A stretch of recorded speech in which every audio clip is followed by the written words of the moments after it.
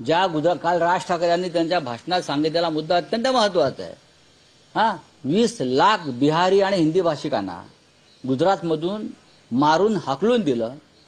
त्या अल्पेश ठाकूरला तुम्ही आमदार केलं नंतर ना, तुम्ही आम्हाला काय सांगताय? तुम्ही नरेंद्र मोदी काय करतात ते पहा, अमित शाह काय करतात ते बघा। अमित शाह म्हणतात मी आधी गुजराती आहे, मग आम्ही आधी मराठी नाही का? अहो, शिवाजी महाराजांचा महाराष्ट्र आहे देवेंद्र फडणवीस, काय करायचं ते करा। सुरक्षा कायदा आणलाय, मग अर्बन नक्षलवाद कोणी करायला त्यांच्यावरती कारवाई केली। आधी दौंड आम्ही पण म्हणतोय ना, अटक करून दाखवा। दौंडमध्ये काल हिंसाचार झाला, हे अर्बन नक्षलवाद भाजपचेच होते। कोण आले बाहेरून? 2 आमदार भाजपचे आले आणि दंगल पेटवून गेले। आले ना 2 आमदार, जे मूळचे भाजपवाले नाही आहेत, नव हिंदुत्ववादी स्वतःला समजणारे, ते यवतमध्ये येतात, दौंडमध्ये येतात आणि दंगल पेटवून जातात। काय करतोय तुमचा जनसुरक्षा कायदा? हा भांडी घासतोय का कोणत्या कोठ्यावर नाचतोय? सांगा ना। काय सांगतात? देवेंद्र फडणवीस हे फेल्युअर मुख्यमंत्री आहेत, अपयशी मुख्यमंत्री आहेत। त्यांचा फक्त फुगा फुगवलेला आहे। जसा नरेंद्र मोदीची हवा भरलेली आहे फुग्यात, तशी इथे देवेंद्र फडणवीस यांची हवा भरलेली आहे। ज्या भाजपच्या खासदारांनी महाराष्ट्रावर सूर उमटवला, त्या भाजपच्या खासदाराच्या समर्थनार्थ देवेंद्र फडणवीस म्हटले की ते जर आले तर आम्ही त्यांचं स्वागत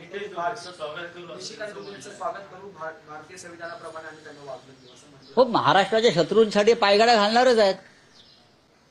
महाराष्ट्राच्या शत्रूंसाठी पायघड्या घालणारच आहेत। त्यांना महाराष्ट्रातल्या खासदारांची चिंता नाहीये, महाराष्ट्रावर मराठी माणसावर थुंकणाऱ्यांची चिंता त्यांना जास्त आहे।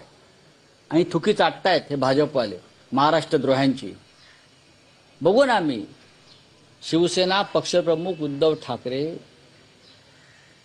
हे 6 तारखेला दिल्लीमध्ये येत आहेत, त्यांचा दौरा आहे आणि त्या दौऱ्यामध्ये हे सगळे विषय तिकडे घेतले जातील। 6, 7 आणि 8 3 दिवस शिवसेना पक्षप्रमुख उद्धव ठाकरे दिल्लीमध्ये आहेत। 7 तारखेला इंडिया आघाडीची बैठक आहे। राहुल गांधी आणि उद्धव ठाकरे यांच्यात चर्चा झालेली आहे आणि स्वतः उद्धवजी तिथे येत आहेत। मंत्री संजय शिरसाट यांचं पुन्हा एकदा नाही, ठीक आहे ते।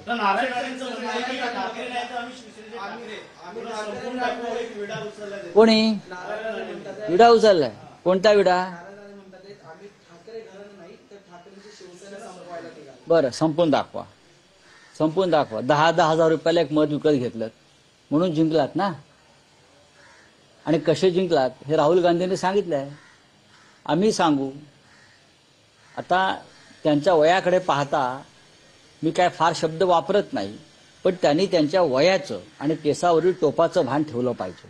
सर, एक सातत्याने यांचं वक्तव्य आहे। चला बोलिए। 2024 के इलेक्शन में मोदी सरकार ने घपला किया था ताकि सीट उनके ज्यादा है। दूसरी बात की सबूत उनके पास है। इस तरीके से राहुल गांधी जी इस मामले में बहुत बड़ा रिसर्च कर रहे हैं, उनकी टीम काम कर रही है। हमारी भी उनसे बातचीत होती है इस बारे में। लगभग 100 सीट पर घोटाला किया है। पैसा हो, वोट चोरी हो, चुनाव आयोग इस पूरी षड्यंत्र का एक हिस्सेदार है। चुनाव आयोग, अगर ये 100 सीट पर घोटाला नहीं होता तो आज मोदी प्रधानमंत्री नहीं बनते। महाराष्ट्र में विधानसभा में यही हो गया और हरियाणा में भी यही हो गया और बिहार में यही करने जा रहे हैं। इसलिए हम सब राहुल जी के नेतृत्व में हम सब लोग संघर्ष कर रहे हैं। हम बिहार में ये वोट चोरी नहीं होने देंगे। और राहुल गांधी ने तो बार बार कहते कि मेरे पास एविडेंस है, मुझे पूरा विश्वास है राहुल जी के पास एविडेंस होते हैं और बिना एविडेंस राहुल जी कभी बात नहीं करते। उद्धव ठाकरे जी 6 तारीख को, 7 तारीख को और 8 तारीख को अगस्त दिल्ली में है। इंडिया ब्लॉक की बैठक 7 तारीख को है। राहुल जी ने उनको स्पेशल खास न्योता दिया है, इनवाइट किया है। उद्धव जी जाने वाले हैं। मोटा बयान आया था महाराष्ट्र के ऊपर, आप देवेंद्र फडणवीस कह रहे हैं कि हम उनका महाराष्ट्र में स्वागत करेंगे। देखिए भारतीय जनता पार्टी की परंपरा है, जो महाराष्ट्रद्रोही होता है उनके लिए महाराष्ट्र में रेड कार्पेट डालेंगे और जो देशद्रोही होते हैं उनका भी सम्मान करेंगे। ये भी उनकी एक आदत है।